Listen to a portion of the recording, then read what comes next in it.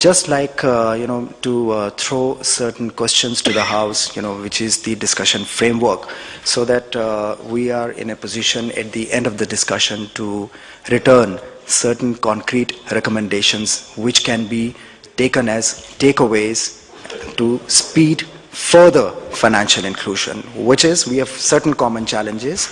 I'll just present before you. There's been a talk of a need for a hybrid product. One single view with UID coming in, one single view can happen or cannot happen if it's there for everyone to discover and see. But at the same time, the possibility of it becoming reality is emerging to be more and more profound. Next is the SHG Panchayati Raj Institute link, Panchayati Raj PRI linkage.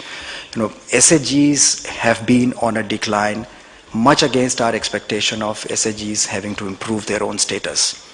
It's a cause for concern. Now, who is eating into it? Why is it that the bank SHG linkage is suffering? How is it that we can improve on that? What should be the common channel for delivery at the last mile?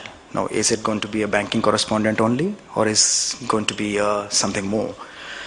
Financial literacy and capacity building happen to be two very, very critical areas. All of us know that without financial literacy,